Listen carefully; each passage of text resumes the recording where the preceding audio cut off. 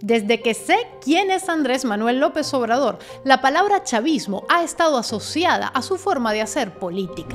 Su llegada al poder y su proximidad con el gobierno de Chávez y ahora con el de Maduro, que en realidad ha sido una proximidad más anecdótica que otra cosa, sirvió a los opositores de AMLO para agitar el fantasma de la venezolanización, el creepypasta político más aterrador de los últimos años. Un creepypasta que suelen contar absolutamente todos los políticos de derecha de Latinoamérica.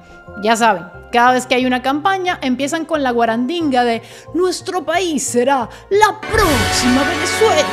El candidato fulano quiere convertirnos en la próxima Venezuela. La ley X nos convertirá en la próxima Venezuela". Y así, esos políticos intentan meter susto en la gente para que no vote por tal o cual candidato. Pero de lo que hablaremos hoy es serio. Acaba de aprobarse una reforma constitucional en México que ha dejado un polémico debate de varios meses coronado por una convulsa sesión en el Senado mexicano. El grado de tensión que se vivió en el hemiciclo fue tal que hasta un grupo de manifestantes opositores irrumpió en la sesión en medio de fuertes protestas que tuvieron que ser controladas por las fuerzas de seguridad. Además, entre las bancadas opositoras se vivió una auténtica telenovela repleta de acusaciones de traición, dimes y diretes, ya que el senador Yunes del partido PAN, opositor a López Obrador, se convirtió en el voto que necesitaba el oficialismo para aprobar la reforma. Vamos, que la política mexicana en este momento es un polvorín. Así que estamos en otro momento próximo a Venezuela en México, pues ante el paquete de reformas constitucionales aprobadas por AMLO recientemente y que explicaré de qué van, muchos mexicanos que no son muy amigos de López me han transmitido su angustia de que en efecto, ahora sí, de verdadita, te lo juro por la Virgencita de Guadalupe, ya México lindo se jodió, se fue por el despeñadero y se convertirá irremediablemente en la próxima Venezuela. Y vamos a calmarnos. Miremos primero de qué va esta mentadísima reforma, sus puntos negativos y sus puntos positivos, y al final compararemos brevemente en qué se parece y en qué no se parece la situación actual de México a la de Venezuela. O sea, no la Venezuela de ahora, que por monesbol, solo los estados fallidos africanos y Haití se parecen a esa vaina. Me refiero a la Venezuela de cuando Chávez estaba vivo, implementando reformas a diestra y siniestra para crear un estado a su gusto y medida. Empecemos por la polémica reforma judicial aprobada por el Senado mexicano. Esta reforma lleva tiempo cocinándose y hasta 3 intentos le tomó a AMLO sacarla adelante. Los primeros 2 intentos fueron en general infructuosos. El primer proyecto, llamado Plan A, fue rechazado por el Congreso. Con el segundo, llamado Plan B, ¡qué original!, el gobierno recibió algunos varapalos cuando enfrentó una serie de impugnaciones legales. Y ahora sí, a la tercera le salió la jugada con el tercer proyecto, que adivina cómo se llama. Sí, Plan C, lamento decepcionarte.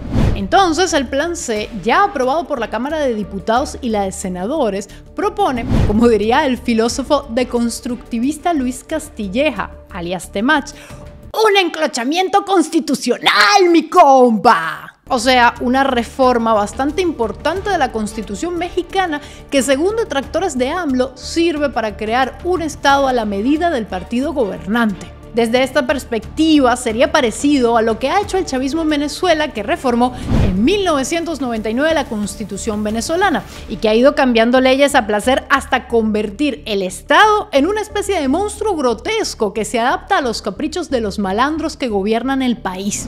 Eso sí, me detengo para establecer algunas diferencias entre los dos procesos. Lo primero que hizo Chávez en 1999 al llegar al poder fue crear una nueva constitución. O sea, de cero. Fue un auténtico control al suprimir del Estado venezolano que se reseteó completamente. Esta reforma implicó cambios estructurales del funcionamiento político y administrativo del país mucho más profundos que los que está experimentando México en este momento. Ejemplo, en Venezuela se suprimió la Cámara de Senadores y se le dio carácter de poder público al Consejo Nacional Electoral y a la Defensoría del Pueblo. Sí. En Venezuela no hay 3 poderes públicos, sino 5. Y para lo que ha servido. Pero volviendo a AMLO y la reforma mexicana, ¿de qué va el asunto? Pues lo más gordo y picante, porque en México hasta las reformas constitucionales llevan picante así, literal, se lo echan al papel y todo. Si yo lo vi yo misma cuando fui a México. Lo más gordo es la reforma del Poder Judicial. Ese poder aburrido que casi ningún ciudadano común conoce o entiende, a menos que A, se meta en problemas con la ley, o B, estudie Derecho. ¡Aburrido! En febrero de este año, AMLO ha expresado: el Poder Judicial está tomado, está secuestrado, está al servicio de una minoría rapaz, está al servicio de la delincuencia llamada organizada y de la delincuencia de cuello blanco. Solo con la participación de la gente, con la democracia, vamos a poder avanzar. Y bueno, todo hay que decirlo. A AMLO, en parte, no le falta razón. El Poder Judicial en México no funciona lo que se dice bien. Está carcomido por la corrupción, la opacidad judicial, la burocracia, la aplicación desigual de la ley, entre otros muchos problemas que necesitan ser atendidos. Una reforma, sin duda, es necesaria. Pero ¿es esta la reforma que se necesita? Para poder analizar esto, quise entrar antes en la plataforma Ground News, una herramienta espectacular que utilizo cuando tengo que investigar sobre hechos noticiosos de gran impacto porque facilita la comparación de fuentes de noticias y me permite ver qué tan sesgada puede ser una información. Por ejemplo, la noticia de la irrupción de manifestantes en el Senado pone un título muy neutral, meramente descriptivo. Manifestantes irrumpen en el Senado de México después de que el partido gobernante ganara votos para la reforma judicial. Luego, la noticia es desglosada por los medios que la cubrieron y con Ground News puedo conocer su inclinación política y así valorar qué tan balanceados son los artículos a los que enlaza. Otro ejemplo, sobre el debate de Kamala Harris y Donald Trump, tenemos que el medio de izquierda The Daily Beast pone un titular que deja muy mal parado a Trump. Trump arroja a J.D. Vance debajo del autobús sobre el aborto durante el debate presidencial, mientras que el medio de derecha Gateway Pundit se centra en los golpes que dio Trump a su contrincante. Trump arremete contra Harris sobre la inmigración ilegal desde el principio en el debate presidencial. Ground News también me informa sobre cuáles noticias omitieron o pasaron desapercibidas por los medios según su tendencia política. Aquí vemos que ningún medio de izquierda informa sobre un supuesto empate en las encuestas entre Harris y Trump, y tenemos que solo un medio de derecha, fuera de México, informó sobre la irrupción al Senado mexicano por parte de manifestantes de oposición. Ground News es imprescindible para quienes somos periodistas e incluso para todo el que quiere informarse sin caer en los sesgos y falacias que dominan Internet y los medios de comunicación gracias a los algoritmos y las noticias falsas. Así que aprovecha y échale un vistazo con el enlace que te dejo en la descripción y también aquí arriba. Con mi código ahorras hasta un 40% en el mismo plan Vantage que uso para acceso ilimitado a todas sus funciones. Ingresa en ground.news/preguntas para aprovechar esta promoción. Entonces, ¿qué pude comprobar sobre la reforma en México?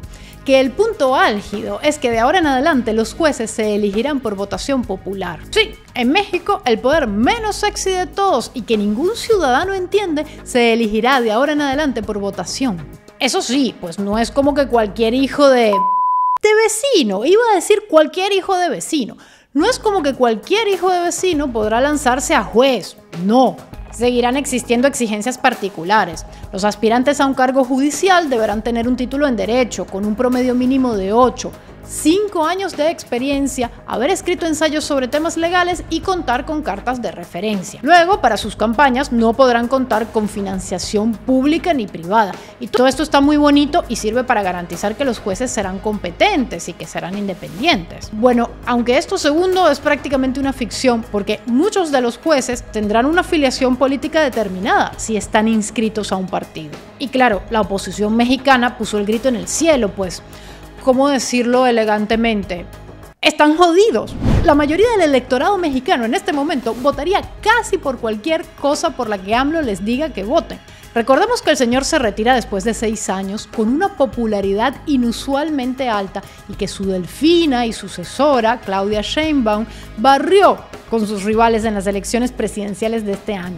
Así pues, como era de esperarse, los opositores del gobierno denuncian que esta reforma solo servirá para politizar la justicia mexicana. Pero no te vayas, reptiliano, que aún hay más. Algo positivo desde mi punto de vista es que esta reforma pone un techo para los salarios y las pensiones de los miembros del Poder Judicial. Se eliminará la pensión vitalicia para los ministros de la Corte y se ajustarán sus salarios al tope máximo y permitido por la ley. Con esta propuesta, el gobierno mexicano busca continuar con su política de austeridad en lo que respecta al gasto público en materia de sueldos, pudiendo, en teoría, destinar ese dinero al bienestar de los ciudadanos. Aunque todo hay que decirlo, ha habido críticas a esta medida, ya que según algunos puede desincentivar a los mejores juristas de asumir puestos en la judicatura, lo que podría llevar a una disminución en la calidad de las decisiones judiciales. Se supone también que la reforma ayudará a combatir la corrupción al implementar medidas más estrictas para sancionar actos de corrupción dentro del sistema judicial. Además, buscará promover reformas para dar un acceso igualitario y oportuno a la justicia para todos, especialmente para los más vulnerables. Y la última de las medidas que se consideran bastante criticables de esta reforma: los jueces sin rostro. O sea, se establece un sistema de anonimato para los jueces en casos que así lo requieran, como aquellos relacionados con el narcotráfico y el crimen organizado. Lo positivo, pues un juez anónimo teóricamente es menos vulnerable a la coacción o a las represalias de los criminales. Y lo negativo, un juez anónimo puede sancionar injustamente a personas inocentes y salir impune en el proceso. Y esto no es algo que me acabo de inventar yo, es algo que ha sucedido antes. La medida de los jueces sin rostro apareció por primera vez en Italia tras el asesinato del juez Giovanni Falcone por parte de la mafia siciliana. La idea era justamente proteger a los jueces para que pudiesen dar veredictos sin temer por su vida. La medida fue imitada por Colombia y por Perú, países que también tuvieron graves problemas con el terrorismo y el crimen organizado en los 90. Sin embargo, se demostró que, como dije, la medida daba libertad a ciertos jueces no muy éticos para irle cagando la vida a gente inocente sin sufrir consecuencias. Hacia finales de los 90, ni Italia, ni Colombia, ni Perú seguían implementándola, tras ser criticada por distintas organizaciones defensoras de los derechos humanos e incluso la ONU. La intención de proteger a los jueces en México, sin duda, es loable y muy necesaria, pero quizás no sea la mejor manera, habiendo otras opciones sobre la mesa. En Italia, al menos cuando retiraron la medida de los jueces sin rostro, optaron por ofrecer protección a los magistrados a través de robustas medidas de seguridad. Protección a los jueces 24/7, protección a sus familias, hasta ponían militares en las escuelas de los hijos de los jueces, y algunos juicios se llevaban a cabo en auténticos búnkeres judiciales para evitar atentados. Ah, y por cierto, otro problema que algunos ven en esta reforma al Poder Judicial es el pequeñísimo e insignificante hecho de que algunos electores mexicanos tendrán que votar por hasta 39 personas en una sola jornada y conocer a 282 candidatos. Esto según informó la Fundación Konrad Adenauer México. Si las elecciones presidenciales de este año en México tuvieron más o menos un 40% de abstención, no me quiero imaginar el estado de soledad y tristeza que reinará en las casillas electorales cuando haya que votar por los jueces. Es que aquello va a ser un revival de las calles durante la pandemia del COVID. O sea, suena como que este sistema para elegir a los jueces está diseñado con un sesgo por defecto bastante evidente para favorecer a una tendencia política determinada. Y esto lo ha dejado entrever el propio López cuando ha denunciado que varias de las medidas de su gobierno fueron bloqueadas a través del sistema judicial. En julio de 2022 decía AMLO: nosotros enfrentamos muchos obstáculos, sobre todo en el Poder Judicial. Por ejemplo, el Tren Maya. Hemos tenido como 30 amparos. Ahí están los jueces de la élite, dándoles entrada a esos amparos para detener el avance de este proyecto que es fundamental para el sureste del país. Así que queda claro que el cambio al funcionamiento del Poder Judicial ha sido pensado desde un principio para evitar los obstáculos que enfrentó AMLO durante su sexenio. Muchas voces críticas, más allá de la oposición mexicana, se levantaron contra esta reforma. La Embajada de Estados Unidos advirtió que esta reforma podría amenazar la democracia y afectar el acuerdo comercial entre México, Estados Unidos y Canadá. La Relatoría Especial de la ONU pidió que se reconsiderase el proyecto para salvaguardar la independencia judicial y Human Rights Watch consideró que la propuesta socavaba la independencia judicial y la rendición de cuentas. Pero así y todo, AMLO y su gente tiraron pa'lante y las consecuencias se verán próximamente. Ahora bien, Se transformará México ahora sí, de verdad, en... Ok, ya no fastidio más con el chistecito. Se transformará en Venezuela.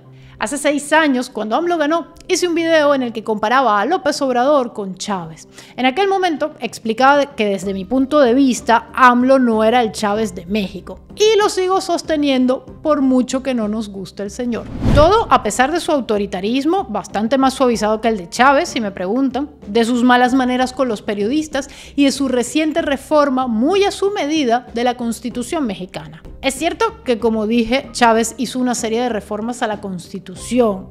De hecho, como dije, se hizo una nueva Constitución completita, a su gusto, para poder llevar a cabo su transformación del Estado venezolano. Es cierto también que impulsó muchas leyes que favorecieron a su partido y sus miembros, aunque, eso sí, una diferencia importante es que Chávez nunca nos puso a los venezolanos a votar por 30 jueces en una elección, y eso fue lo único bueno que hizo Chávez. O sea, sí, podría decirse que hay algunos paralelismos entre las reformas de Chávez y las de Obrador, no tanto en la forma, aunque sí en el fondo, que es favorecer al partido de gobierno a través de reformas legales. Sin embargo, es importante señalar que Chávez pretendía desde un inicio, y siempre pretendió hasta que estiró la pata, eternizarse en el poder. AMLO no, AMLO se va en octubre, pero otra cosa muy importante en la que AMLO no se parece a Chávez es en materia económica. A ver, es verdad que AMLO impulsó una participación mayor del Estado en sectores clave como el energético, pero de ahí a las famosísimas expropiaciones y nacionalizaciones de Chávez hay un trecho. Chávez nacionalizó la industria eléctrica, las telecomunicaciones, empresas de transporte, expropió tierras, distribuidoras de insumos agrícolas, supermercados, cementeras, bancos, empresas de alimentos, hoteles, hasta centros comerciales. No hubo sector que escapara de la voracidad expropiadora del gorilón. Vamos, que en la debacle de Venezuela, el rol de esas expropiaciones fue extremadamente importante, pues trajeron un descalabro económico y de los servicios públicos de los que el país tardará años en recuperarse. Si es que salimos de este señor. Además, y no conforme con la rapiña compulsiva, Chávez estableció medidas económicas suicidas que equivalían a amarrarle a los empresarios venezolanos balas de cañón en los pies y empujarlos a un río para luego exigirles que nadaran. Controles de precios draconianos que arruinaron la industria y el comercio. Producir a pérdida en una nación en la que la inflación es de al menos 2 dígitos desde hace 40 años fue la brillante solución que le impuso Chávez a los empresarios venezolanos.